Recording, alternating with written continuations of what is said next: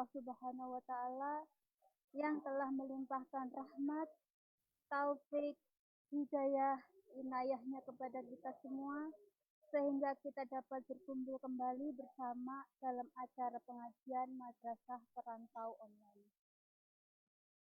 Dalam keadaan sehat tanpa halangan suatu apapun. Tak lupa salawat serta salam kita panjatkan kepada Nabi Muhammad SAW beserta para keluarga dan para sahabatnya. Sehingga mudah-mudahan kita semua mendapatkan syafaatnya pula di yaumil akhir nanti. Amin, amin, ya robbal alamin. Yang saya hormati Bapak Imam Baihaqi selaku Manajer Jenderal Manajemen Doa Alfa yang dimuliakan Allah. Terima kasih banyak telah memberikan sarana kepada kami untuk bisa tetap mengikuti pengajian rutin meskipun melalui online. Yang saya hormati Bapak Ustadz Firdaus yang dimuliakan Allah. Selamat bergabung dengan kami di kajian Madrasah Perantau Online untuk memberikan tausiah dan nasihatnya kepada kami.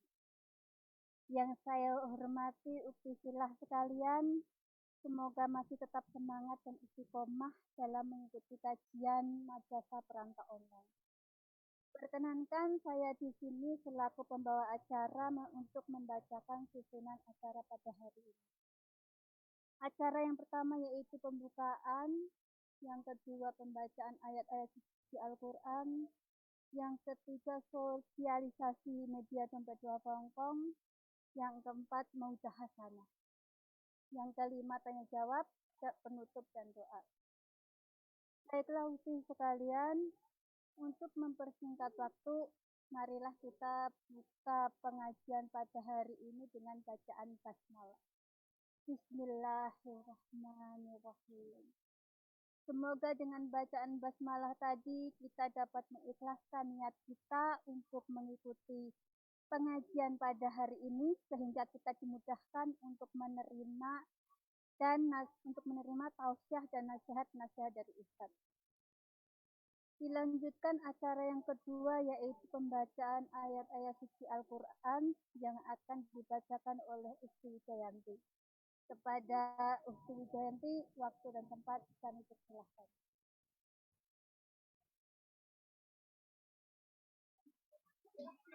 Assalamualaikum warahmatullahi wabarakatuh.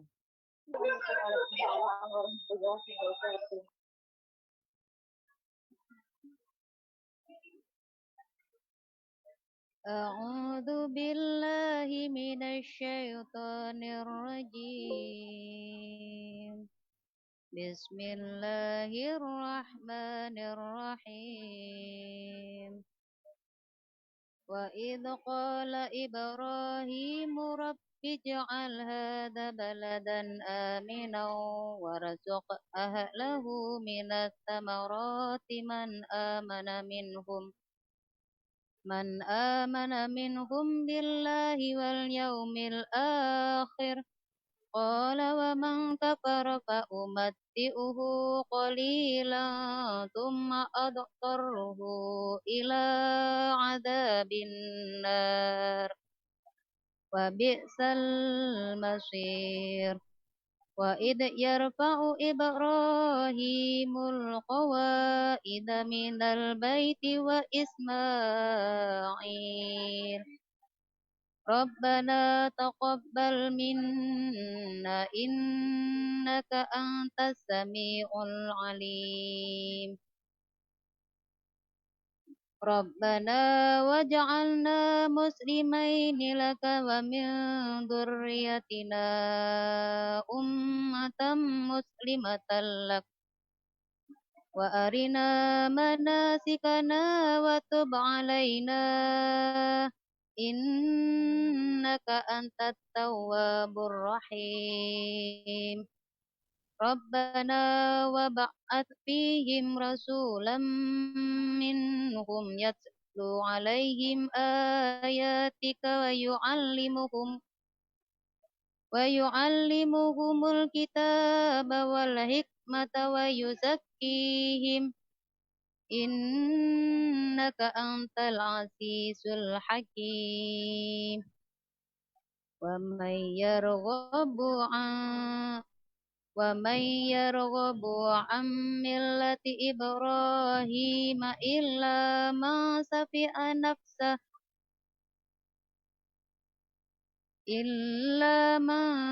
سفه نفسه ولقد اصطفيناه في الدنيا وإنه في الآخرة لمن الصالحين إذ قال له ربه أسلم قال أسلمت لرب العالمين صدق الله العظيم. Wassalamualaikum warahmatullahi wabarakatuh. Waalaikumsalam warahmatullahi wabarakatuh. Alhamdulillah, demikian tadi pembacaan ayat suci Al-Quran, dan semoga Allah memberikan pahalanya kepada pembaca dan yang mendengarkannya. Amin, amin ya rabbal alamin. Dilanjutkan acara yang ketiga, yaitu sosialisasi media dompet duafa Hongkong. Teman-teman sekalian, acara ini juga disiarkan langsung secara melalui Facebook, dan juga rekamannya akan diupload di YouTube Dompet Duafa Hongkong. Jangan lupa untuk like fanpage Facebook Dompet Duafa Hongkong, dan juga subscribe berlangganan YouTube Dompet Duafa Hongkong News untuk mendapatkan update informasi bermanfaat dan juga kajian-kajian yang diselenggarakan oleh Dompet Duafa Hongkong. Baiklah untuk sekalian, sekarang kita memasuki acara yang keempat, yaitu acara inti yang akan diuji oleh Bapak Ustadz Firdaus. Kepada Bapak Ustadz, waktu dan tempat kami persilahkan. Bismillahirrahmanirrahim. Alhamdulillahirabbil alamin wa bihi nasta'in ala umurid dunya waddin. Wassalatu wassalamu ala asyrafil anbiya'i wal mursalin Sayyidina Muhammadin wa ala alihi wa sahbihi ajma'in. Amma ba'd. Assalamualaikum warahmatullahi wabarakatuh. Suara saya jelas ya? Ya, jelas Ustaz. Oke.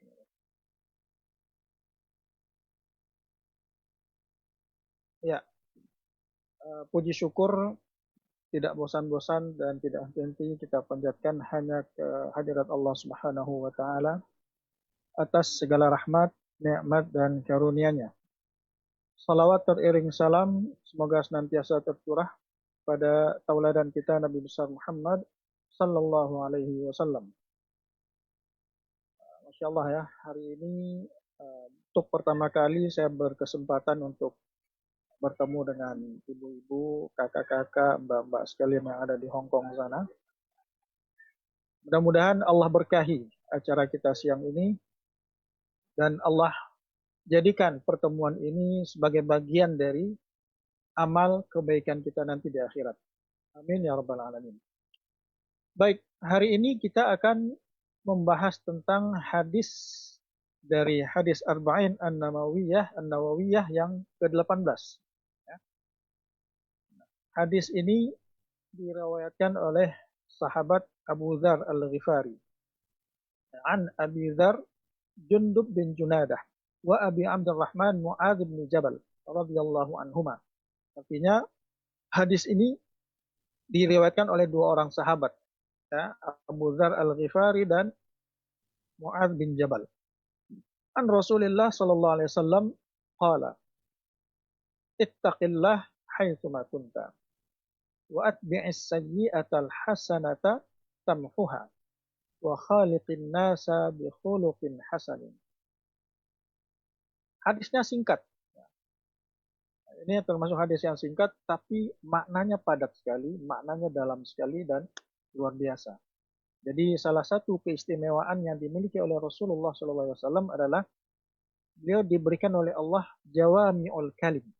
Jawami'ul kalim itu maksudnya adalah kemampuan beliau dalam mengungkapkan suatu makna yang luas dalam kata-kata yang singkat.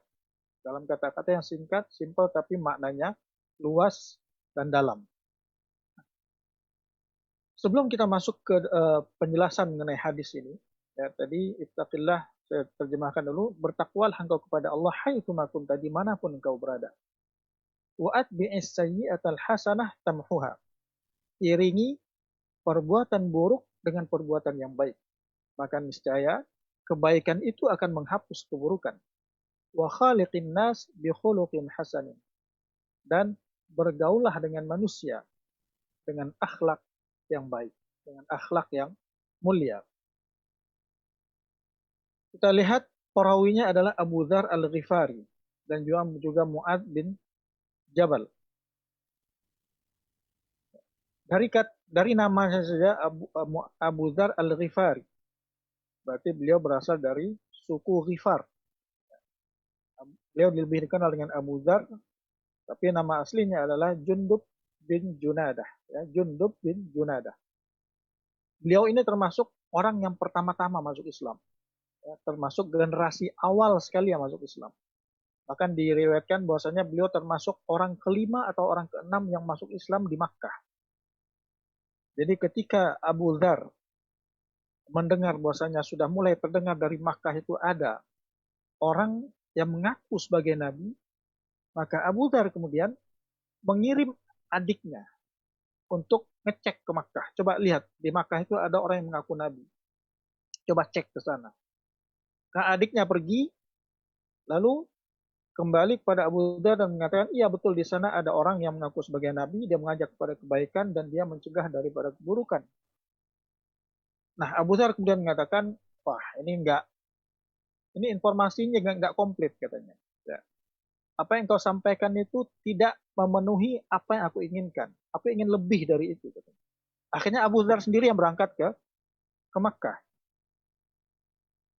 Nah, itu kisahnya cukup panjang ya. Karena Abu Dzar itu dia tidak punya bekal apa-apa dan dia juga nggak ingin bertanya kepada siapa-siapa. Jadi dia sempat menginap 3 malam dan hanya minum air zam-zam. Di malam pertama Ali bin Abi Thalib kemudian mengajak Abu Dzar untuk menginap di rumahnya.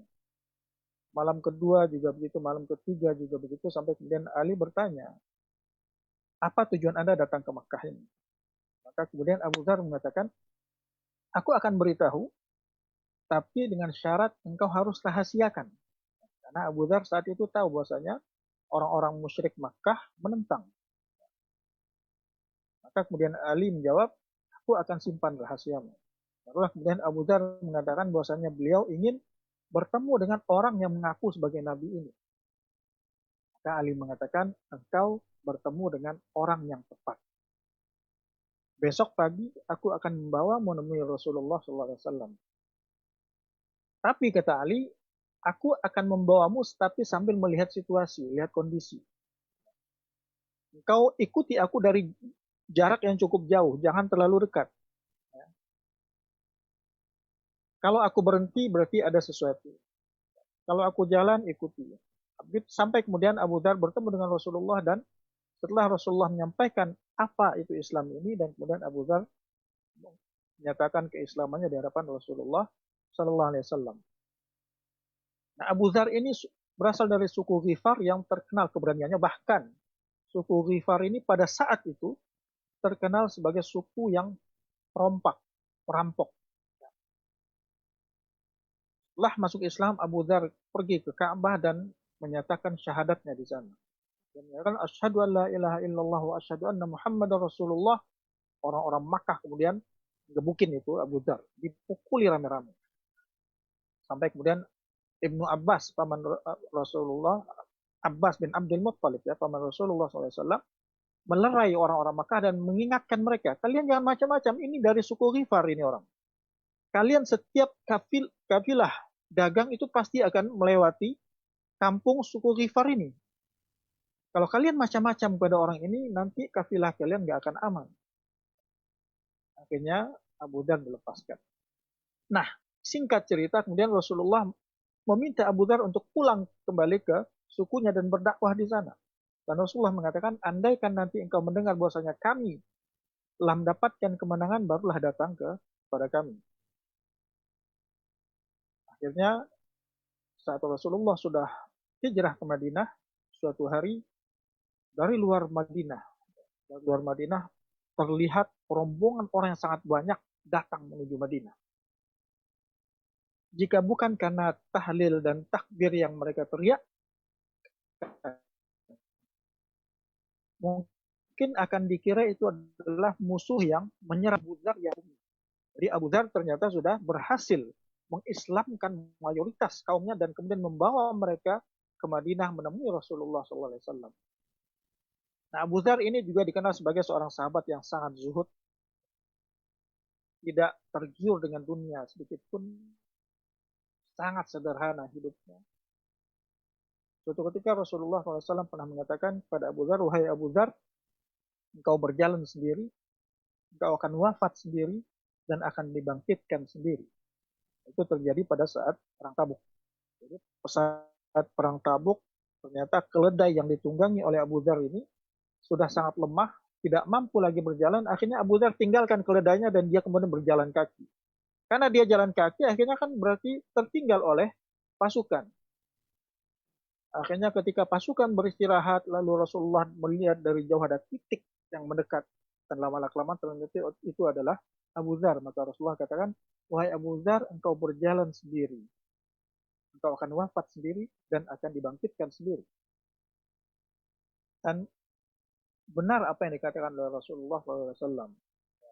Abu Dzar di akhir hayatnya kemudian memilih untuk tinggal jauh dari Madinah.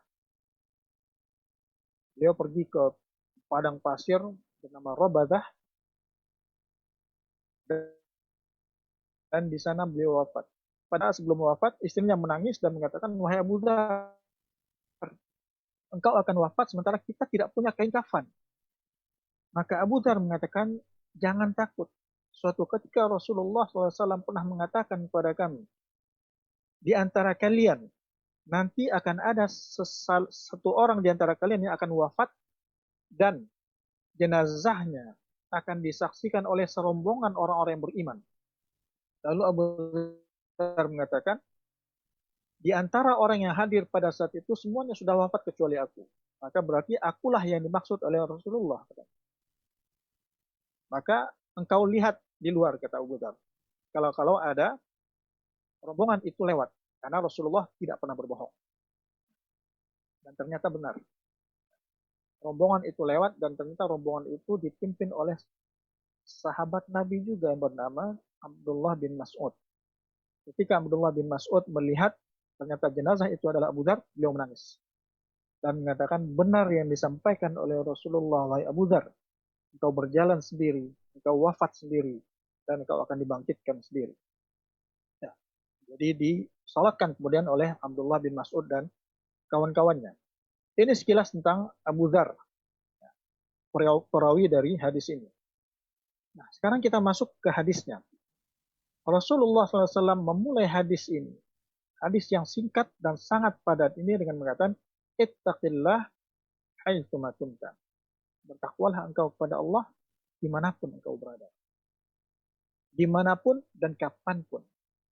Jadi ketika Rasulullah mengatakan haitsu ma kunta, haitsu di situ itu mencakup dimanapun dan kapanpun.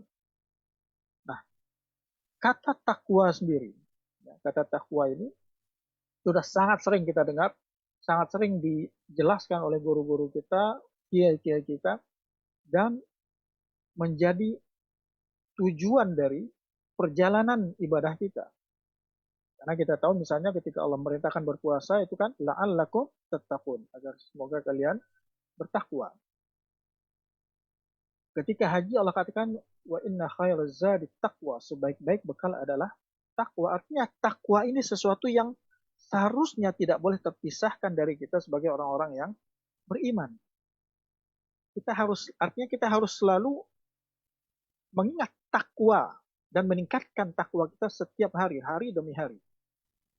Karena memang kita tidak akan pernah lepas, karena semua kemudahan yang diberikan Allah kepada orang-orang yang beriman, itu terkait dengan ketakwaan yang ada dalam diri mereka.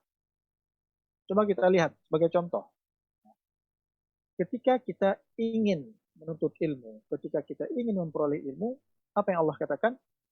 Wattaqullah wa yu'allimukumullah.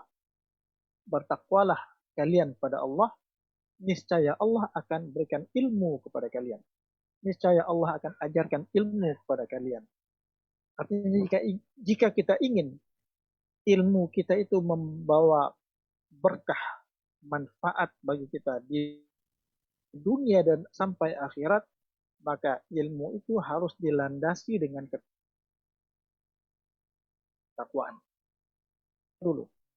Lalu ketika kita menginginkan misalnya rezeki dari Allah, siapa di antara kita yang tidak ingin rezeki?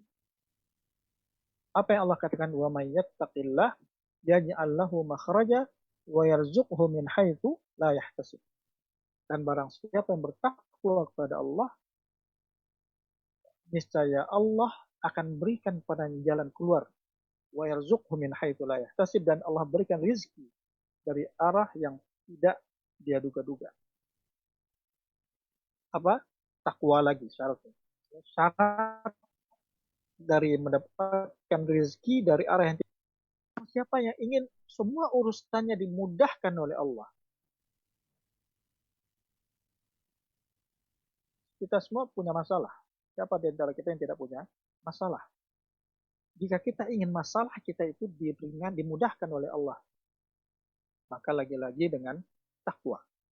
Wa may yattaqillah yaj'al lahu min amrihi yusra. Dan barang siapa yang bertakwa kepada Allah, niscaya Allah jadikan segala urusannya menjadi mudah. Lagi-lagi takwa. Lalu barang siapa yang ingin diberikan taufik oleh Allah, diberikan kemampuan oleh Allah untuk membedakan mana yang hak dan mana yang batil, mana yang baik dan mana yang buruk, lagi-lagi dengan takwa. In tattaqullah yaj'al lakum furqana. Jika kalian bertakwa kepada Allah, niscaya Allah akan berikan kepada kalian furqan, kemampuan untuk membedakan mana yang hak dan batil. Lalu man arada takfir, ya, barang siapa yang ingin agar dosa-dosanya, kesalahan-kesalahannya dihapuskan oleh Allah. Siapa di antara kita yang sehari-hari, setiap hari tidak berbuat dosa?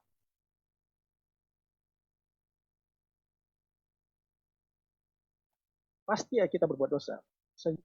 Barang siapa Allah hapuskan kesalahannya. Lalu jika kita ingin keselamatan di akhirat, keselamatan dari api neraka, lagi-lagi juga dengan takwa. Makanya thumma nunajjil ladzina taqaw. Dan nanti pasti kami akan selamatkan orang-orang yang bertakwa. Lalu jika kita ingin menginginkan surga, ya, tilkal jannatul lati nurithu min ibadina man kana taqiyya, itulah surga yang kata Allah. Surga yang kami wariskan pada hamba-hamba kami, man kana taqiyya, bagi mereka yang bertakwa. Artinya baik di dunia maupun di akhirat, syarat keselamatan dari Allah adalah takwa. Maka kan bertakwa kepada Allah Subhanahu wa taala. Lalu takwa itu sendiri apa? Bagi kaum laki-laki misalnya sering setiap Jumat itu pasti diulang-ulang terus wasiat takwa. Melaksanakan perintah Allah, menjauhi larangan-larangan Allah. Ada yang menarik, satu definisi tentang takwa yang dinisbatkan pada Ali bin Abi Thalib radhiyallahu anhu, bahwasanya takwa itu adalah al-khaufu minal jalil wal amal bit tanzil wal ridha bil qalil wal isti'dad li yaumir rahil. Al-khaufu minal jalil, takut kepada Allah. Di dalam hati kita, di dalam diri kita ada perasaan takut kepada Allah Subhanahu wa taala. Artinya jika kita merasa takut kepada Allah, artinya itu sudah menjadi ciri takwa. Lalu al-amal bit tanzil, takut kepada Allah saja tidak cukup. Harus dibarengi dengan amal. Makanya al-amal bit tanzil, beramal dengan apa yang diturunkan oleh Allah Subhanahu wa taala. Mengamalkan Al-Qur'an dan sunnah Rasulullah sallallahu alaihi wasallam. Lalu ar-ridha bil qalil, ridha kepada hal yang sedikit. wal isti'dad liyaumir rahil, kita persiapkan diri kita untuk yaumir rahil, untuk hari di mana kita akan berangkat dari dunia ini, meninggalkan dunia ini menuju akhirat. Nah, ibu-ibu yang dirahmati Allah, Umar juga pernah mengatakan, Umar bin Khattab juga pernah menggambarkan ketakwaan itu. Beliau katakan takwa itu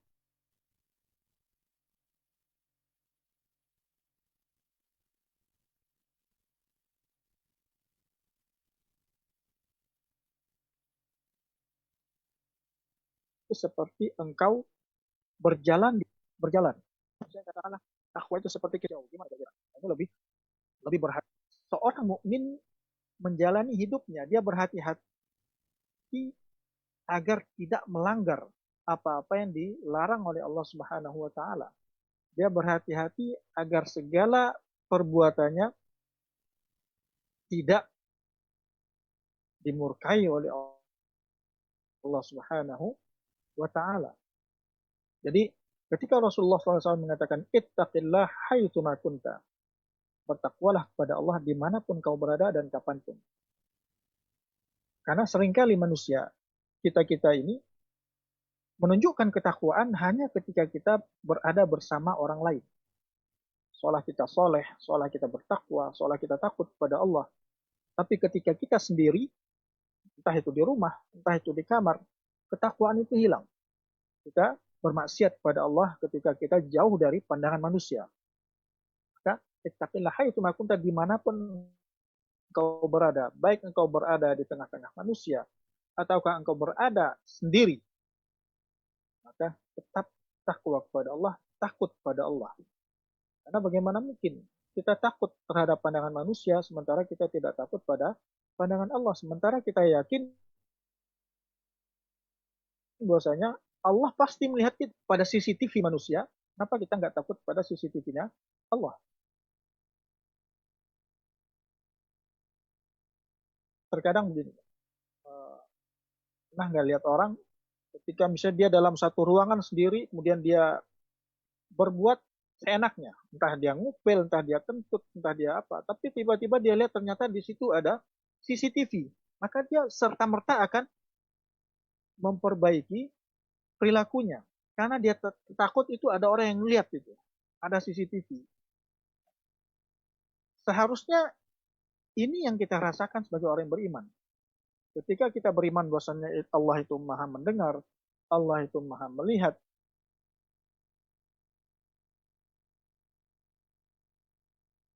dan mencatat semua perbuatan kita, ya harusnya kita lebih bisa untuk menjaga diri, menjaga perbuatan kita dari waktu ke waktu. Itu yang dinamakan dengan menyadari tentang muraqabatullah, adanya pengawasan dari Allah. Jadi ittaqillah haitsu ma kunta, takut kepada Allah dimanapun kita berada. Takwa kepada Allah dimanapun kita berada. Kita rasakan kehadiran Allah, muraqabatullah, pengawasan Allah itu kapanpun dan dimanapun. Coba bayangkan, kalau kita sudah bisa merasakan itu, ya, pengawasan dari Allah kapanpun dan dimanapun, kira-kira kita masih berani nggak untuk bermaksiat? Makanya bulan Ramadan, puasa Ramadan itu menjadi salah satu latihan yang paling luar biasa. Karena kenapa kalau di bulan Ramadan itu kita betul-betul merasakan adanya pengawasan dari Allah, sehingga walaupun kita laparnya kayak apa, hausnya kayak apa, kita tetap nggak akan mau buka. Walaupun kita sendiri. Karena kita tahu, Allah mengawasi. Maka alangkah dahsyatnya jika perasaan tentang muraqabatullah itu, pengawasan Allah itu, bisa kita terapkan dimanapun dan kapanpun, termasuk di luar bulan Ramadan. Ya, hari-hari seperti ini. Jadi ketika Rasulullah mengatakan ittaqillah haitsu ma kunta, maka ini adalah wasiat yang luar biasa dahsyat. Kapanpun, dimanapun. Entah engkau sendiri, entah engkau bersama orang lain. Entah itu di siang hari, entah itu di malam hari. Tetap bertakwa kepada Allah, rasakan adanya pengawasan dari Allah Subhanahu wa taala. Itu yang pertama. Ya. Lalu yang kedua, apa? Wa atbi'is sayyi'atal hasanah, iringi perbuatan baik dengan iringi perbuatan buruk dengan perbuatan baik. Allah tahu kita ini manusia ini sangat lemah. Siapa di antara kita yang berani mengatakan hari ini saya nggak pernah berbuat dosa? Nggak ada yang berani mengatakan itu. Karena kita tahu hari ini kita pasti pernah punya dosa. Al-insan mahallul khata' wan nisyan. Manusia itu tempatnya salah dan lupa. Maka melalui lisan Rasulullah SAW, Allah wasiatkan pada kita ketika kita melakukan keburukan, maka iringi keburukan itu dengan kebaikan.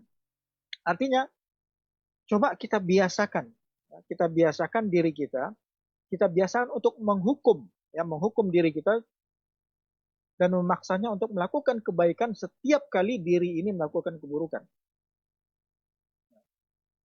Entah itu kita menggibah, membicarakan keburukan orang lain, entah itu kita mencela orang lain, entah kita berlaku zalim, apapun bentuk keburukan itu, maka biasakan ketika kita sadar, biasakan untuk melakukan kebaikan-kebaikan untuk menutupi dan menghapus keburukan yang tadinya kita kerjakan.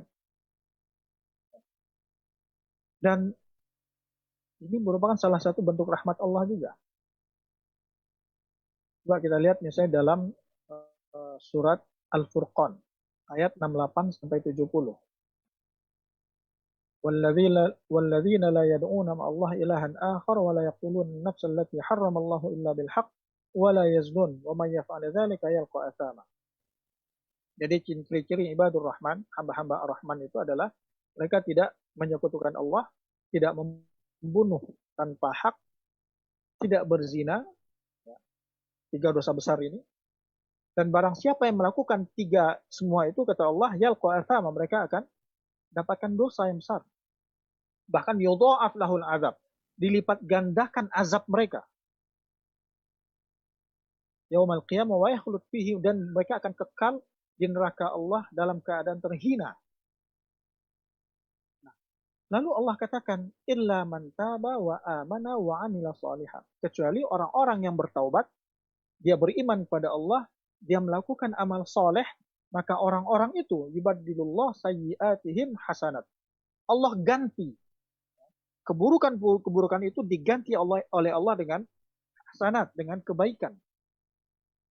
Jadi yang tadinya dia punya banyak keburukan, yang tadinya dia punya gunung keburukan, dirubah oleh Allah menjadi gunung-gunung kebaikan.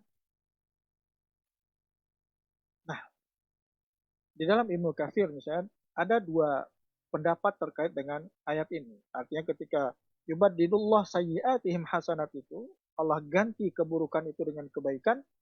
Ada 2 pendapat di sini. Yang pertama adalah misalnya kebiasaan mereka sebelumnya yang melakukan amal buruk, Allah ganti dengan kebiasaan untuk melakukan amal-amal baik. Yang tadinya mereka banyak bermaksiat, Allah ganti dengan banyak berbuat baik. Lalu pendapat kedua mengatakan bahwasanya semua keburukan-keburukan yang lama itu berubah. Gunung keburukan itu kemudian berubah menjadi gunung kebaikan. Kenapa? Karena setiap kali dia mengingat, setiap kali dia ingat dengan semua keburukan, semua dosa-dosa itu, dia bertaubat kepada Allah, dan dia sesali itu, dia beristirja kepada Allah, dia beristighfar kepada Allah, sehingga dosa yang demikian besar berubah menjadi kebaikan-kebaikan.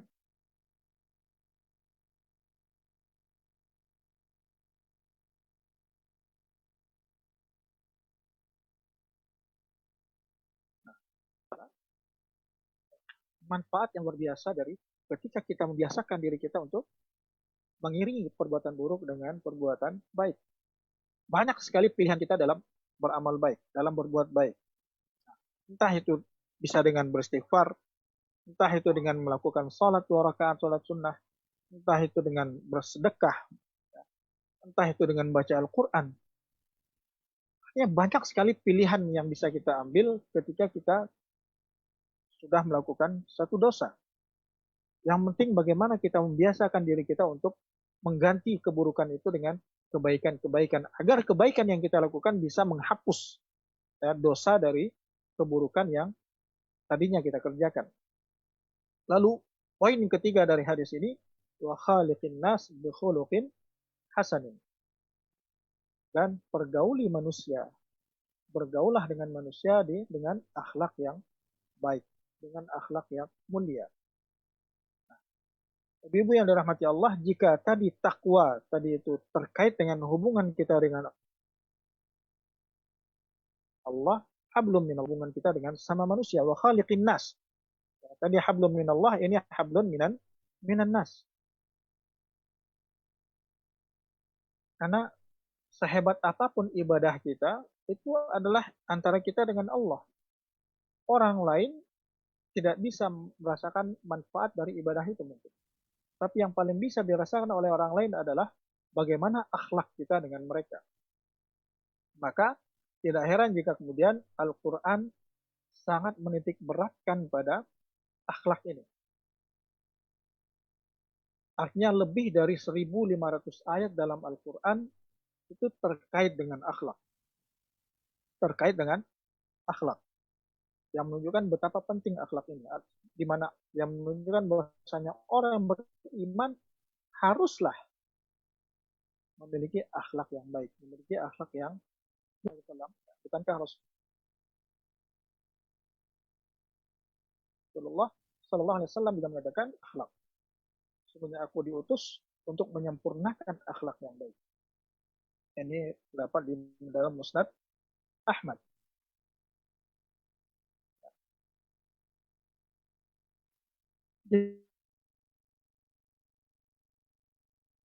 Jadi ratusan ayat, bahkan ribuan ayat.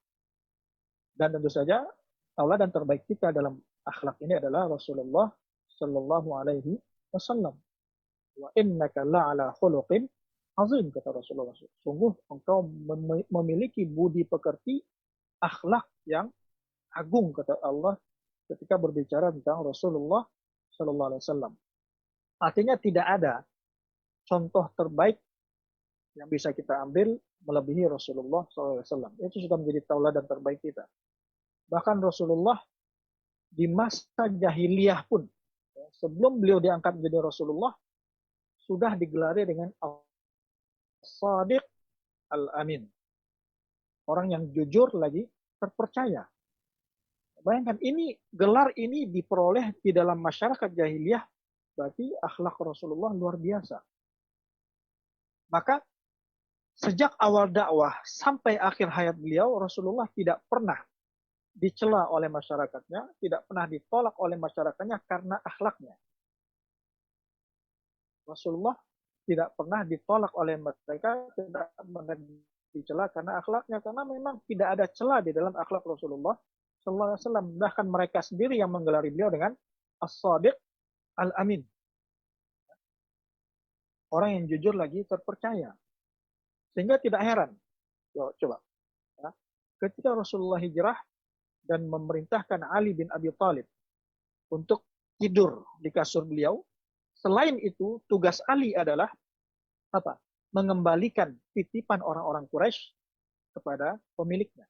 Jadi walaupun mereka menolak dakwah Rasulullah, akan tetapi mereka tetap sadar bahwasanya tidak ada orang yang lebih amanah daripada Rasulullah di Makkah itu.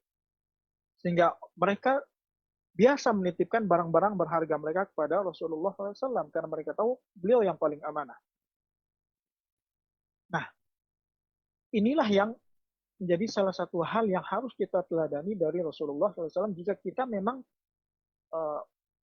menyatakan diri sebagai pengikut Rasulullah SAW. Maka dalam Al-Quran perintah-perintah untuk menunaikan amanah, perintah-perintah untuk berbuat adil, perintah-perintah untuk tawadhu, dan akhlak-akhlak yang mulia lainnya itu banyak kita dapatkan, terutama ketika Allah berbicara tentang akhlak dari orang-orang yang beriman. Termasuk ini, jadi akhlak Rasulullah ini juga menjadi salah satu kunci keberhasilan dari dakwah Rasulullah SAW. Allah berfirman misalnya dalam surat Al-Imran, "Fabima rahmatin minallahi linta lahum, walau kunta faddan ghalidhal qalbi dan faddu min hawlik." Maka disebabkan rahmat dari Allah lah engkau berlaku lemah lembut kepada mereka. Ya, Rasulullah dalam berdakwah dia lemah lembut. Sekiranya kamu bersikap keras hati lagi kasar, kata Allah, ya, andaikan Rasulullah itu keras, kasar, pastilah orang-orang itu akan menjauhkan diri dari Rasulullah. Jika Rasulullah sejak awal adalah orang yang keras lagi kasar, maka mungkin tidak ada orang yang akan masuk Islam. Banyak orang yang jatuh cinta kepada Rasulullah karena kemuliaan akhlaknya. Maka lalu di dalam ayat tadi katakan fa'fu anhum wastaghfir lahum, maka maafkan mereka, kata Allah. Nah, ini salah satu akhlak yang dimiliki oleh Rasulullah adalah memaafkan. Fa'fu anhum wastaghfir, bahkan Allah meminta Rasulullah untuk memohonkan ampun bagi mereka. Karena manusia ini seperti yang tadi kita singgung, tidak ada yang tidak salah, tidak ada yang tidak berdosa, maka fa'fu anhum. Ini juga menjadi salah satu kunci, salah satu akhlak yang harus dimiliki oleh orang yang beriman, yaitu mudah memaafkan. Mudah memaafkan orang lain, karena memang manusia tidak akan luput dari salah. Termasuk misalnya dalam sebuah hadis ketika digambarkan, sahabat bertanya kepada Rasulullah, "Wahai Rasulullah, bagaimana pendapatmu tentang seorang wanita? Dia sholatnya luar biasa, dia puasanya luar biasa, ibadahnya luar biasa, tapi dia suka menyakiti tetangganya." Ya. Apa kata Rasulullah? Dia di neraka. Lalu baliknya, ada orang yang sholatnya biasa-biasa saja, puasanya biasa-biasa saja, ibadahnya biasa-biasa saja, tapi dia tidak pernah menyakiti tetangganya, baik dengan perbuatannya maupun dengan lisannya. Maka Rasulullah mengatakan dia di surga. Artinya interaksi kita dengan manusia itu juga penting, juga sangat penting, tidak kalah penting dari interaksi kita dengan Allah. Karena ketika interaksi kita dengan manusia buruk, maka semua ibadah yang kita lakukan untuk Allah itu menjadi sia-sia. Artinya pahalanya akan terkikis dengan buruknya akhlak yang kita miliki. Saya yakin ibu-ibu sekalian sudah sering mendengar hadis tentang ghibah. Hadis tentang muflis itu. Orang yang merugi, orang yang bangkrut di akhirat. Orang yang bangkrut di akhirat. Sering mendengar itu. Orang datang di akhirat dengan puasa yang banyak, dengan sholat yang banyak, dengan sedekah yang banyak, tapi ternyata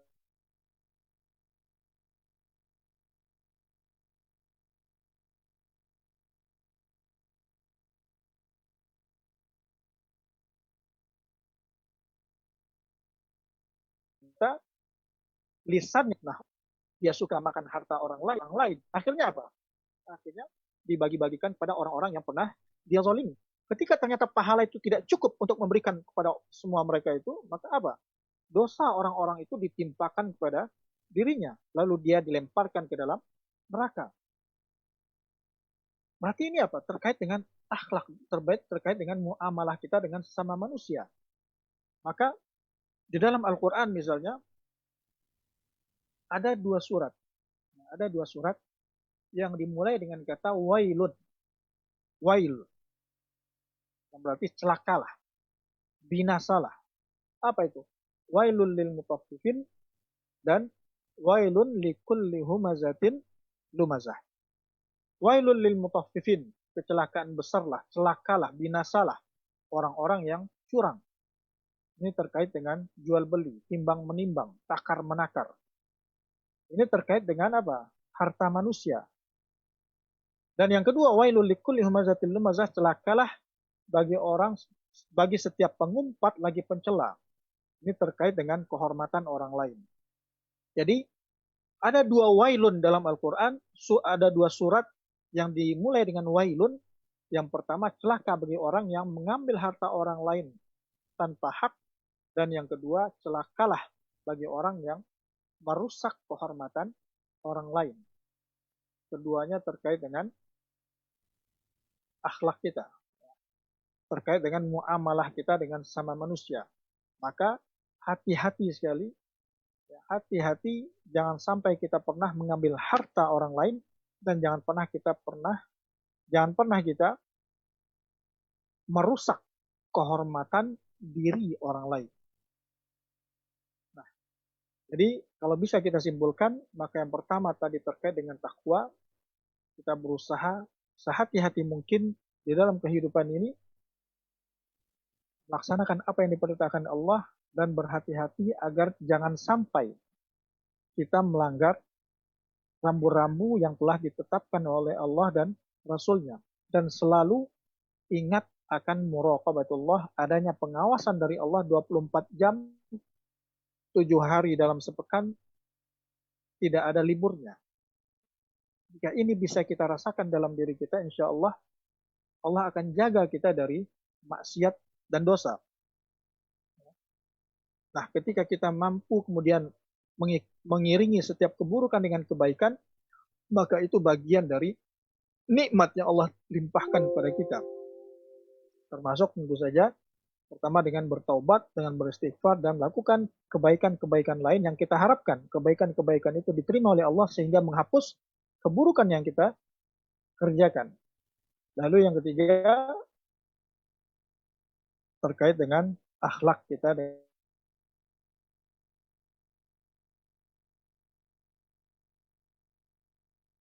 dengan sesama manusia. Bagian dari takkan kita kepada Allah Subhanahu wa Ta'ala. Jadi kewajiban kita menjaga hak-hak saudara kita, sesama muslim, sesama mukmin, bahkan sesama manusia, dengan tidak mencederai hartanya, dengan tidak mencederai kehormatan dirinya sebagai manusia, sebagai seorang muslim dan juga sebagai seorang mukmin. Baik, mungkin itu yang saya sampaikan terkait dengan hadis ke-18 dari Arba'in Nawawiyah ini. Saya kembalikan kepada moderator. Masya Allah, Alhamdulillah. Demikian tadi mauidhah hasanah dari Bapak Ustadz. Terima kasih banyak atas nasihat-nasihat dan ilmu-ilmunya Ustadz. Semoga tadi bisa bermanfaat untuk kita semua.